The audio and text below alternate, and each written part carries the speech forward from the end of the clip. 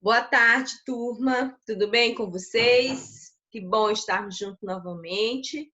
Sejam todos bem-vindos a mais uma aula de ciências. Nós estamos encerrando o nosso semestre.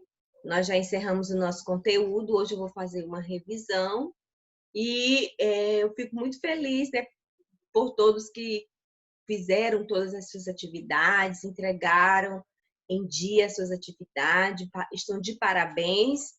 Mas eu espero que os outros também coloquem dias. Vocês têm até a próxima semana, segunda, terça, para colocar tudo em dia, porque a nota de vocês depende disso, gente.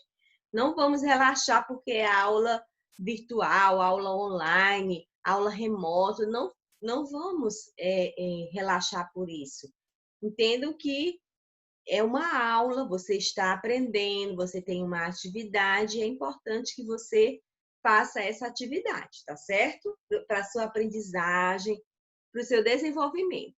Então, nós falamos nesse último capítulo sobre o sistema nervoso e as glândulas. E eu quero aqui aproveitar e parabenizar os que fizeram os vídeos. Gente, olha, vocês estão de parabéns.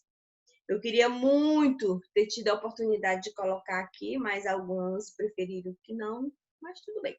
Mas ficaram ótimos vídeos. Depois, se nós voltarmos às nossas aulas presenciais, eu vou montar um vídeo para a gente colocar lá na sala, que vai ficar super legal. Ver, né, o quanto vocês falaram, né, com segurança, realmente aprenderam o conteúdo, né? Teve aluno que disse que amou ter feito, né, a atividade. Então, fiquei muito feliz. Então, de parabéns, viu? Bem, nós falamos do sistema nervoso, que é dividido em sistema nervoso central e sistema nervoso periférico, que eu coloquei parte central e parte periférica. A parte central que nós falamos é formada pelo encéfalo e a medula espinal. E a parte periférica, né, ela é dividida em parte somática e parte autônoma. E ela é formada pelos nervos e pelos gânglios.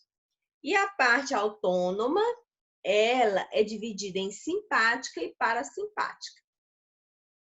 Bem, o sistema nervoso é formado por uma célula que é chamada de neurônio. Lembra que nós falamos sobre o neurônio? E as comunicações acontecem entre um neurônio e outro. Então, nós vemos aí esse neurônio e as partes principais do neurônio, que é o corpo celular, que é essa parte aqui central. Deixa eu pegar aqui essa parte central. Nós temos os dendritos e nós temos axônio, que é essa parte aqui como se fosse prolongamento do neurônio. E a comunicação vai acontecer entre um neurônio e outro. A comunicação é feita através de neurotransmissores, certo? Esses neurotransmissores, eles passam de um neurônio para o outro. E o espaço que fica entre um neurônio e o outro é chamado de sinapse. Lembra que eu falei que os neurônios, eles estão enfileirados, mas eles não estão ligados. Existe uma fenda, um espaço entre um neurônio e outro. E esse espaço nós chamamos de sinapse.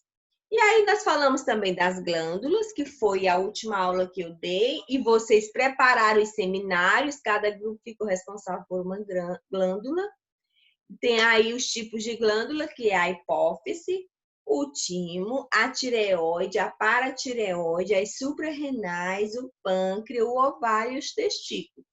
Estas são as principais glândulas do nosso organismo. As glândulas, elas são divididas em glândulas endócrinas e exócrinas. Essas que nós estudamos são as glândulas endócrinas. Por que endócrinas? Porque elas lançam substâncias direto na corrente sanguínea. O nome dessas substâncias que elas lançam é chamada de hormônios, certo? E agora nós vamos fazer a correção da atividade da página 273. Abra aí o seu livro na página 273 e vamos fazer a correção. Ok? Vamos lá, já abriram? Primeira questão da página 273. Ela diz o seguinte: pede para você observar o gráfico e falar o que o gráfico representa, o que é que ele está representando. Você vai ver que de um lado, que é do lado horizontal, está as horas e do lado vertical está a concentração de glicose. E aí o gráfico ele está mostrando a variação da concentração de glicose no sangue de uma pessoa, ok? Então, dependendo do tempo, essa variação ela aumenta, como também pode diminuir. Isso tudo depende das refeições, do tempo que leva de uma refeição para a outra. Então, o gráfico representa a variação da concentração de glicose no sangue de uma pessoa. Letra B, marque um X na alternativa que completa corretamente a frase. O hormônio que está relacionado à diminuição da concentração de glicose no sangue é o quê? A insulina, produzida pelos pâncreas. Por isso que quem tem diabetes, muitas vezes tem que tomar insulina. Por que ela tem que tomar insulina? Porque o pâncreas não está produzindo a insulina. E como o pâncreas não está produzindo, o açúcar vai se acumulando no corpo. E isso pode levar à morte. Aí ele, tomando a insulina, o que vai acontecer? Vai diminuir a concentração de açúcar. Letra C, ele pede para você desenhar uma seta para cima ou para baixo, de acordo com o que acontece com a concentração de glicose no sangue. Durante uma refeição, a glicose o quê? Aumenta, seta para cima. 2 horas após o término da refeição, a glicose baixa, seta para baixo. Por isso que se você passa o dia todo sem comer, você sente o quê? Fraqueza, porque a glicose ela é um dos alimentos importantes para produzir energia, né? Nossa célula precisa de glicose para produzir energia. Se não tem glicose, não tem energia. A energia é o que nos dá força, né? Por isso que sem comer nós nos sentimos fracos. Letra D diz assim: durante a gravidez, o corpo de uma mulher passa por várias alterações hormonais. E em meio a essas mudanças, algumas mulheres podem apresentar diabetes gestacional, doença que se caracteriza por alta concentração de glicose no sangue durante o período da gestação. Aí ele pede para você pesquisar uma maneira de prevenir a diabetes gestacional. Eu tenho uma amiga, aliás, que ela teve esse problema. Durante a gestação dela, ela apresentou diabetes gestacional. Então, o que você pode colocar aí para prevenir? Uma das coisas importantes é mudar os hábitos. Essa minha amiga, ela teve que mudar completamente a alimentação dela. Então, mudar os hábitos alimentares, tendo uma alimentação balanceada e prática de atividade física, né? Porque ajuda muito na regulação do organismo. Marque um X na alternativa que completa corretamente a frase. Os hormônios que se relacionam à preparação do corpo da mulher para a gestação e a amamentação é o quê? Estrógeno e progesterona. Primeiro quadradinho. Vamos lá. Outra página, segunda questão. É muito grande, gente. Vocês vão ler, tá certo? Porque aqui é a correção, entendeu? Eu estou fazendo somente a correção. Vocês já fizeram essa atividade. Vocês vão só conferir se está correto ou não. Tem um ponto, na segunda questão, tem um ponto 1 que diz: como está a glicemia do paciente quando ele entra no hospital comparado aos valores antes do assalto? O médico deve alterar a dose de insulina que o paciente deverá receber naquele dia? Como? Ele traz um quadradinho colocando um X e um Y, dois animais. E os hormônios insulina e adrenalina. E a concentração de glicose no sangue, antes e depois. Antes 90, depois 70 no indivíduo X. No indivíduo Y, antes 95, depois 130. Então, em um diminuiu, no outro aumentou. Aí ele pede, assinale a alternativa que apresenta as respostas corretas. Aí você vai marcar dessas alternativas, baseado na primeira, né? Nessa primeira frase que eu li, e baseado na segunda, qual está certa. Então, dos 5 quadradinhos, o primeiro está correto, aonde o 1 aumenta e o 2, sim, deve aumentar. Essa é a resposta. Porque ele pergunta assim, como está a glicose do paciente quando ele dá entrada no hospital comparada aos valores antes do assalto? Então, a glicose dele está o quê? Aumentada. E no segundo, o médico deve alterar a dose de insulina que o paciente deverá receber naquele dia? Como? Sim, deve alterar. Ele deve o quê? Diminuir a quantidade de glicose, né? E ele vai fazer isso através da insulina.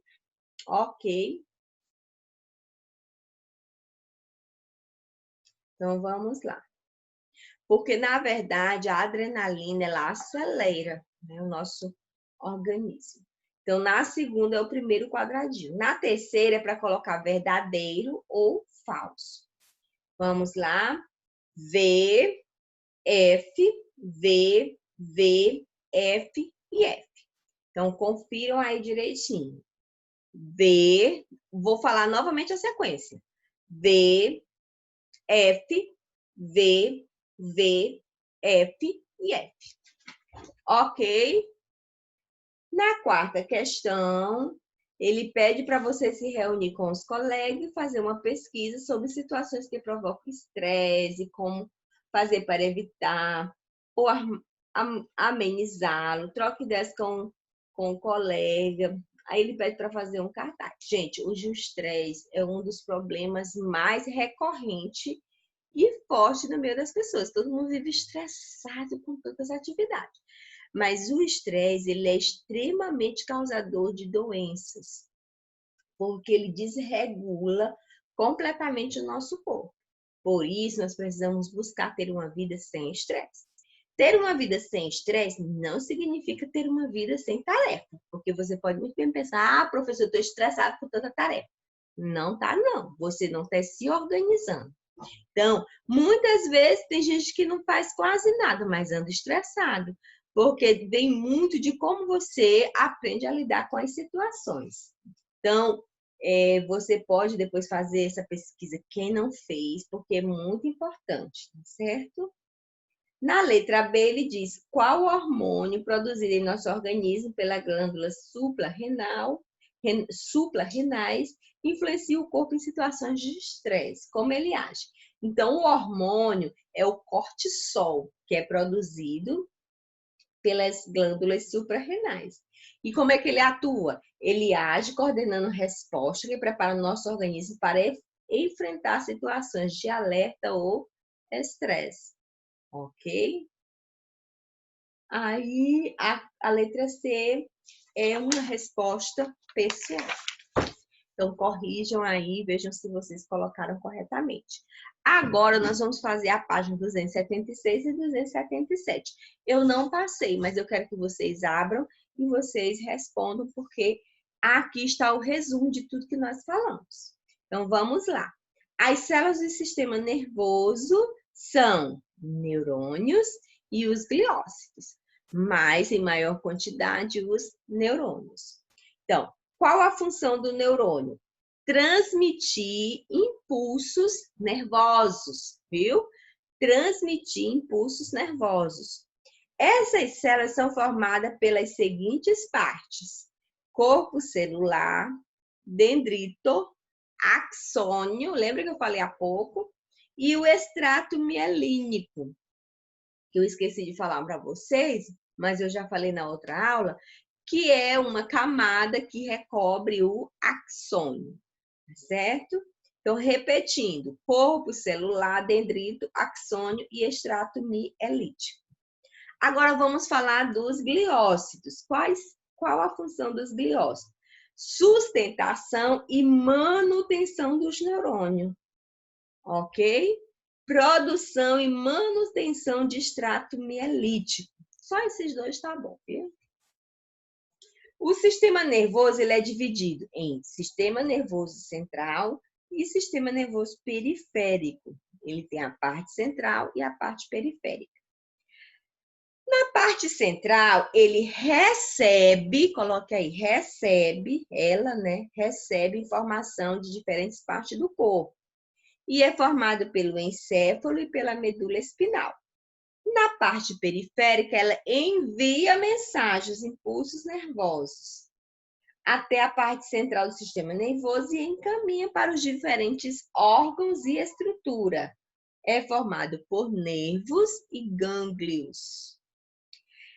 Divide-se em somática, parte somática, e divisão autônoma. Parte somática e divisão autônoma. Ok? Agora a página 277. 277. As glândulas podem ser classificadas em exócrinas e endócrinas e mistas. Nós estudamos mais agora as endócrinas. Aí aqui no outro quadrado, no outro retângulo, ele vai falar de cada glândula. Eu só vou falar as palavras que devem ser colocadas nos espaços em branco, ok? Vamos lá. Começando, eu vou falar logo as glândulas, na sequência. Preste atenção. Glândulas, na sequência.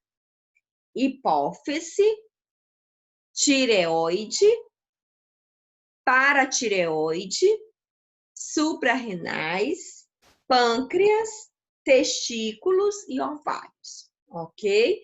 1, 2, 3, 4, 5, 6, 7. Nós estudamos 7 glândulas. Agora vamos falar das funções, principais funções. Ok? No primeiro espaço, você vai colocar hipotireoidismo, hipotireoidismo, preste atenção, e hipertireoidismo. Se você estiver em dúvida com relação ao nome, volta lá na tireoide, que você vai ter esse nome direitinho no conteúdo. Mais embaixo, nós vamos ter nos paratireoides os paratormônios. No espaço que tem, você coloca paratormônios. Nas suprarrenais, nós vamos ter o cortisol. No pâncreas, na sequência dos espaços, é o seguinte, confiram aí. Insulina, glucagon, insulina e glucagon. Vai repetir, viu? Insulina, glucagon. Insulina, glucagon. É essa a sequência. Nos testículos é formado o hormônio chamado testosterona. E nos ovários, estrógenos e progesterona. Ok? Se eu tiver falado muito rápido, você dá uma parada. Copia, volta de novo e aí dá tudo certo, tá bom? Bem, meninos, aqui nós encerramos, né, nossa aula. Eu vou já passar uma atividade para vocês fazerem, mas eu quero encerrar com esse versículo, Eclesiastes 3:1, que diz: tudo tem o seu tempo determinado e há tempo para todo propósito debaixo do céu. Então, tudo na vida tem o seu tempo. E tempo é algo precioso, nós não podemos perder tempo. Então, agora, o seu tempo agora é o tempo de quê? Estudar.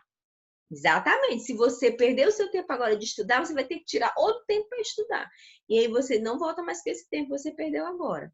Então, há tempo para tudo. Nós não precisamos nos desesperar, nos estressar. Nós só precisamos confiar. Tudo tem o seu tempo determinado e há tempo para todo propósito debaixo do céu. Precisamos aprender a viver cada tempo e aproveitar o hoje para termos o amanhã. Então, uma boa tarde. Até a nossa próxima aula. Aproveitem esses dias e que vocês possam voltar com muito entusiasmo, com muita alegria, para nós continuarmos no próximo semestre. Que Deus abençoe. Tchau.